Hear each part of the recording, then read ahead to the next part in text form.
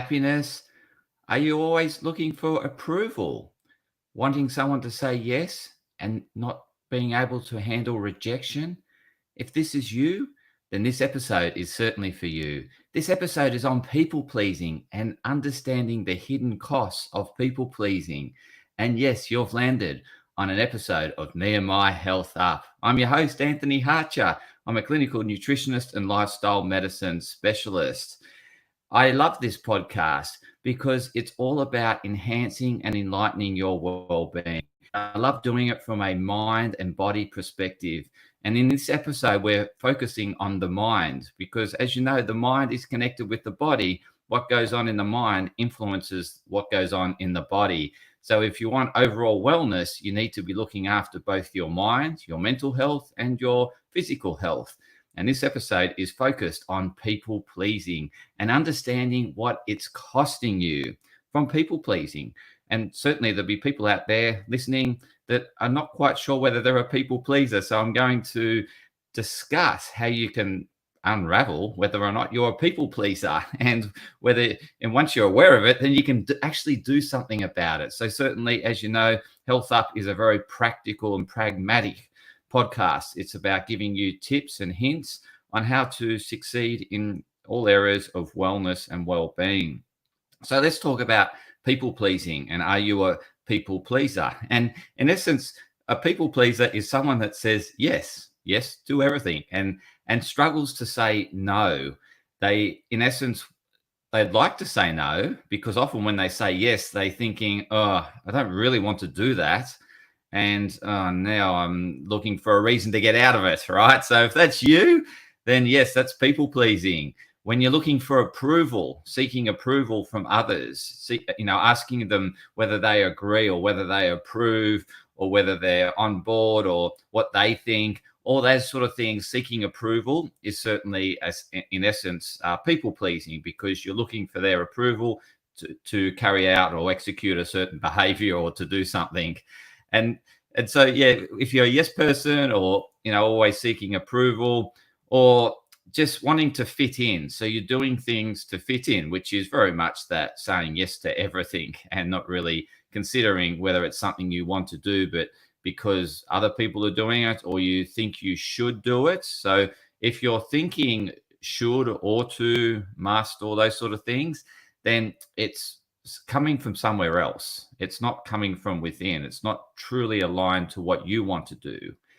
In essence, this podcast, I love doing this podcast. So there's no one telling me to do this podcast. I'm not trying to people please anyone in doing this podcast. I'm actually recording this episode on a public holiday. So it's a delight to be doing this for you and enhancing your well-being because I love doing that. That's my mission. My purpose is to enhance and enlighten the well-being of others. So I live for that.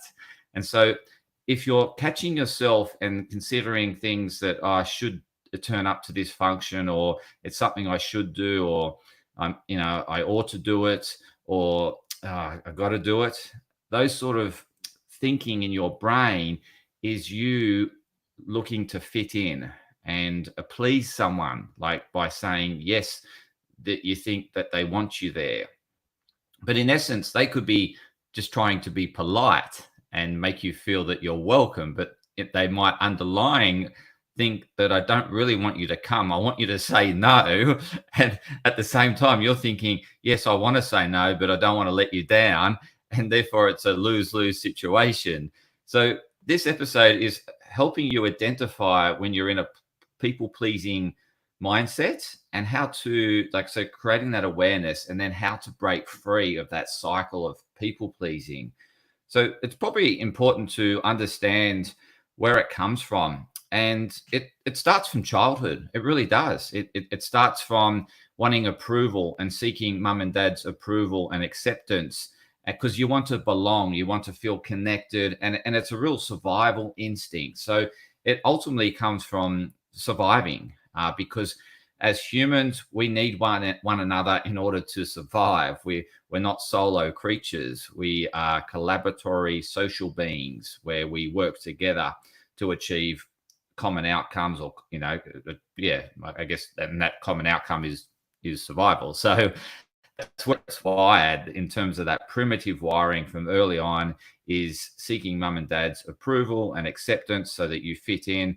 You're reliant on them to survive. You cannot physically fend for yourself. It's not like some animals where they're popped out and they're pretty much standing within, a day or two or within hours of being popped out. And so they're much more quickly able to survive without the support of their parents a lot quicker than what humans are. We actually need time with our parents in order to be able to survive by ourselves. And so it really comes back to that early days of wiring the brain and being in that survival thinking that I need my parents. I need their approval and I need their love in order to have a shelter, in order to be fed. And so we're constantly doing yeses to our parents. And then as we start to get older, we start to want and desire more independence. We want to find ourselves. So when we, I guess, with our parents, we're sort of, coexisting with them. As we age and we want to get more independent, we want to actually find ourselves and who we are and what we can contribute to the wider community, to the wider social network or social fabric. So that's, in essence, why we sort of start saying no, is we wanting to find ourselves. And through our teenage years, we're saying yes and no. We've got a blend of yes and no's, where in some ways realizing that mum and dad are still feeding us and providing shelter, and we want connection with them and the support in order to survive through them. And so we say enough yeses in order to stay connected with them and keep under the roof of mum and dad. Obviously, there's those children that can't handle that and really want the freedom a lot earlier. And every child is different, and everyone grows at a different rate, and everyone seeks that independence at a different rate. And so some children leave home really early. Some are forced to leave home, others choose to leave home. And ultimately, it's them on that mission to find themselves and realize that they develop enough confidence within themselves to be able to, they can do it. They'll find a way. And so that really comes from how your parents have raised you, whether they've allowed you to find your soul, find your essence through allowing you to fail, or allowing freedom. So if you weren't given much freedom, then you become more dependent on your parents and you become more of a people pleaser. So if your parents were over supportive and gave you a lot, then there's not enough reason for you to want to seek something else, because they're providing basically all the survival needs. Whereas your parents, said, you got to work out your own lunch or own dinner, then obviously you start finding ways to survive by yourself. And so it really depends on how your parents raised you, whether they were over supportive parents or they, actually gave you a lot of freedom and independence at an early age. If they gave you a lot of freedom and independence at an early age, you're more likely to leave home earlier and seek your own identity and find your own identity and thrive. Whereas those that spent a lot of time being over supported and nurtured and babied, so to speak, take much later. They find it much later in life. They look for it much later in life, well beyond their friends. Their friends are out flashing amongst one another where they're still living at home. So again, we all do this at different rates depending on our upbringing and our parents and how they wanted to raise us, and hence we I guess our yes and no's become we either we continue to say yes based on our desire to stay truly dependent on them, or we start to say no to start finding our own independence. And so that occurs at different rates. And so this is how we end up where we are in terms of whether you're in your 20s, 30s, and 40s or 50s. Some people are still very much yes pleasers because that's how they were raised. That's all they know. That's their world. It's their reality, is people pleasing, and hence why they don't like when people aren't doing that to them, because they think that's reality, that everyone should people please. And then that's tied up with social, I guess, norms, so to speak. So the social norms are about fitting in, about conforming. It's like the laws of the state or the laws of the nation. It's about conforming, fitting in. We saw it very much in that COVID period. There was people that were strongly aligned to fitting in and doing what the social norm was, and there was those that wanted their freedom, their independence, and they wanted to choose whether they got vaccinated. And they wanted that choice, so they aligned more with the anti-vaxxers. Although they might not have been totally anti-vaccinations, they just wanted the freedom to choose as opposed to the government telling them what to do. So they didn't want to say yes to the government. They wanted their own, that freedom, the freedom of choice.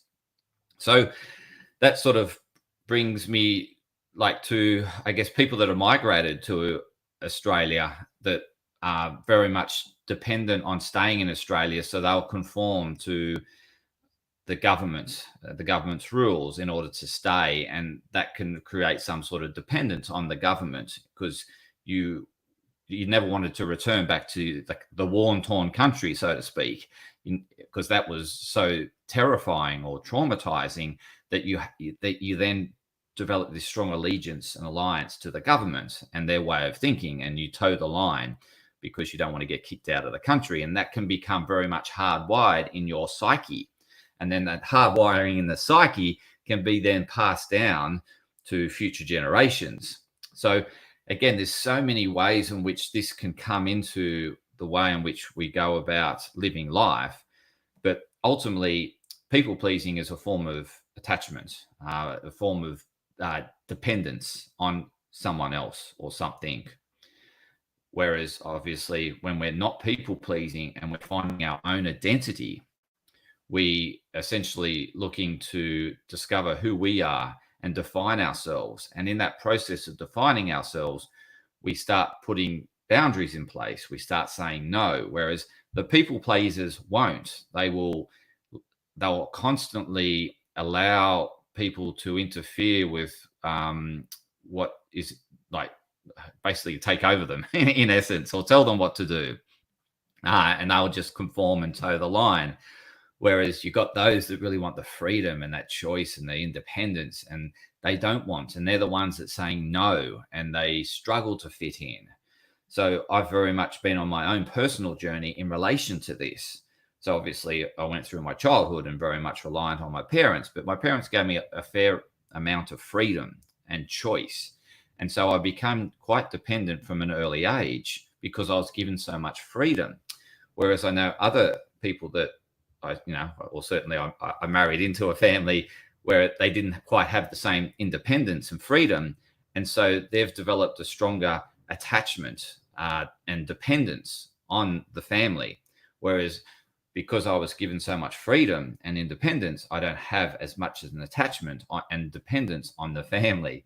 And so I see this play in our relationship dynamic in terms of how my wife wants to raise the children versus how I, because I was given lots of freedom. I want to pass that freedom on to my children. And my wife was given not much freedom, and she wants to give them a bit of freedom, but not too much.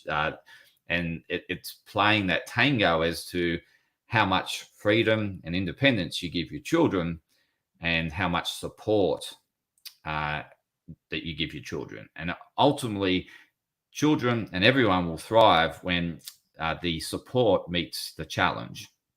And so the challenge is something new, something you haven't encountered.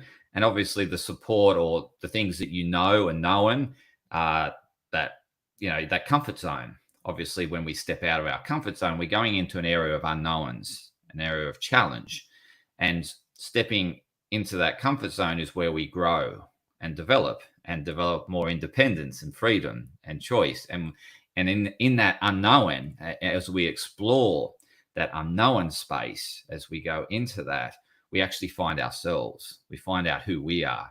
So what I've discovered more about myself in terms of stepping into business, because stepping into your own business, you haven't got the support of the company that you used to work for, and there was an element of dependence upon that company, and I would toe the line, and I would be a yes person in order to stay employed with that company. Stepping into my own space gives me ultimately more choice and more freedom, but with that is less security, more insecurity, more challenge, more stepping into the unknown.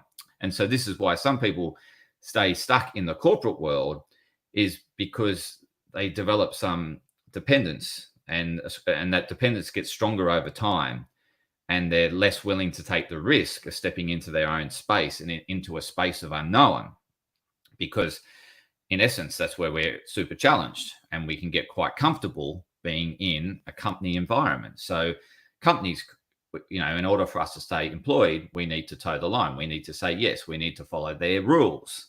Whereas you step into your own space, you can create your own rules, and there's more choice and more freedom. However, it comes at a cost. You don't have the same security. So I think you understand that what is happening in this dynamic around people pleasing is it initially starts with survival mentality. We need it. We actually rely on one another, but then we eventually get very, I guess, more knowledgeable. We become more independent because of our knowledge, our education, and we're starting to then wanting to flourish and starting to wanting to explore new, because in the exploration of life is I guess um, that variety that we seek, because we get bored with the same old.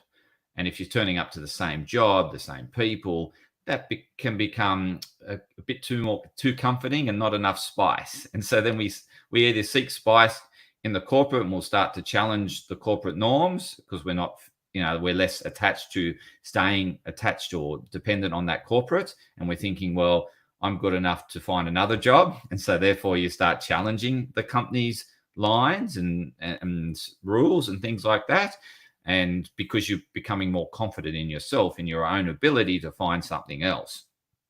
And that often, we seek that variety. That variety is driven by curiosity, and very much as a teenager, we're starting to explore that curiosity. We're starting to get curious about what it's like to be on by ourselves and fending for ourselves. And we have a desire to explore that, to step into the unknown and to feel it, because that's where the variety is. And then that's where the spice of life is. And so you can really see how this entanglement happens. And we go on this tango and dance through dependence and attachment and people pleasing and seeking approval. All that goes, and then eventually we're wanting to think, well, we develop enough confidence within our own space, and so therefore we then wanting to step into the unknown, step into a space that we haven't explored, and because that's where we grow, that's where we start to find ourselves. We start to feel uncomfortable. We start to get in touch with that uncomfortable. Why do I feel uncomfortable? You start to question things more when you step into this, unattachment space where you no longer have this, close dependence, and you don't need to people please. And so we'll go on this tango throughout life, teenage years, and then into our 20s, 30s, 40s, and people are finding that point at which they want to step into that space. And this can happen in relationships, where if someone comes from a space of dependence and sees that the coexistence is the way in which you live life, where you over support one another and don't allow people to break free and to break the rules and to be different, then in a relationship, they'll have the same expectations when they start to date and things like that. And they don't like being challenged, because then they're so used to everyone agreeing with one another and keeping the peace. They're not used to that antagonist stirring things up and and quite comfortable declaring war. So, but it's obvious, it's that balance between, like, so the peace you can see as the comfort zone, and the war is more like the challenge and that unknown space. You're going into something where you're more vulnerable, more susceptible, and you have more insecurities when you step into that space of war. But in the state of peace, we're very comfortable. We actually don't grow in that space. And hence why we need a balance between war and peace. And we need a balance between an element of dependence and independence. And ultimately, we thrive when we find that sort of right mix for you. And that's different for everyone, right? I'm someone that needs a lot more independence, a lot more freedom and choice. That's who I am. But then, my wife, for example, she requires more dependence, more support, more validation. Whereas I'm quite comfortable people not agreeing with me. I'm quite comfortable. Well, I've developed comfort with that. I certainly didn't like it in the early days when I was starting to break free. That was the tango I went on. But certainly now I'm a lot more comfortable with rejection and seeing the value in rejection, because there's in every rejection, in every failure, we learn something, and that helps us grow and thrive. And so what can happen is, if you become too attached and identify with people, like you very much, stay with fitting in, then you start to lose who you are, because you're trying to please everyone else. You're trying to keep them happy. And you think, well, if I step into what I want to do, I'm being selfish, and I'm letting that person down, and I'm going to lose them. So you have this fear of disconnection, this fear of detachment or potential loss. And that fear of loss then drives that people pleasing behavior even more and reinforces it. And so it's this real tango of that we go on between, putting up boundaries and letting the boundaries down at times. And we're constantly trying to find the right balance between having boundaries and saying no, and doing enough conforming to stay connected and to stay supported in essence. And so we're trying to find that right tango, right mix, in order to ultimately thrive. So in order to break free of this total attachment, this total dependence, and this area of people pleasing, which is ultimately costing you, it costs you money, it costs you relationships, it costs you your identity, it costs your ability to grow and thrive. And so these are some of the hidden costs behind people pleasing. So ultimately, we want to grow, we want to thrive, we don't want to lose money, and we want to maintain, relationships that we want. And so how do we go about doing that? Well, what we need to do is start finding ourselves first. Who are we? We need to start looking and connecting with ourselves. And by doing that, if something doesn't, like if someone asks you to do something and you're thinking, I don't really want to do that, it doesn't appeal to me, it's starting to say no to those things. It's starting to define boundaries around those things that you just think, nah, that's not me. I don't want to do that. I'd rather do something else. And so if you've got that thought when someone asks you, don't think, oh, I can't find an excuse, I'm going to therefore say yes, because ultimately you won't want to be there. You won't be present. You'll be distracted, and you'll be looking at things to take your mind off whatever you're doing, because you don't want to do it. And so you'll be sort of that attention deficit disorder. And then people will recognize that you're not present and you're not into it. And they'll say you're a sourpuss, or you're a bad sport, or whatever. They'll start labeling you, and you're thinking, well, I didn't really want to come here, and now you're starting to attack me and all this sort of stuff. And so ultimately, we don't want that dynamic. So you're best to say no to things that you don't want to do. Okay. And not to think about, oh, will they feel rejected? Will they not like me anymore? It's not worrying about that, because ultimately, true love, true relationships don't have conditions around them, right? If you have relationships with conditions around it, that's not true love. That's not really ultimately true friendship. Friendships should, or not should, friendships, true friendships ultimately are there that both parties understand and respect one another for who they are. That's a true friendship. A, a, I guess a friendship that's not really a friendship, if I were to say that, is that it's one that's dependent on you doing certain things or conforming to certain ways. And so there's conditions around you being friends. That's ultimately confining you. That's ultimately putting you in prison, ultimately your free spirit into prison and saying, unless you do this, you're not my friend. That's very childlike in a sense, right? When we're finding ourselves. But and I guess we do as adults behave like children in some ways when we get upset because that person didn't do something in a particular way or they knocked you back. Ultimately, that's a blessing to you because they didn't want to be there and they're not going to be present and truly immersed and enjoying what you've invited them to do. And it could have come at a cost of you. Like, so for example, weddings are classics where you think that, oh, I need to invite this person, otherwise this is going to happen and all this sort of stuff. If you don't want that person there, don't invite them. It's just simple because ultimately that person doesn't fit into what you want. Again, probably a bit contrary, but they're not that person that you want to be there. They're not the energy. They're not the connection. And ultimately, you're doing it just to people please. So I think it's really important that if it doesn't feel right, we either don't invite that person or we don't say yes to the invitation. We happily decline it because that's ultimately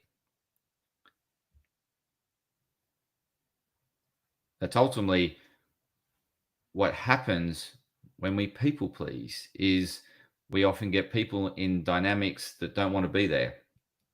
And I'm just going to stop this. What's happened here?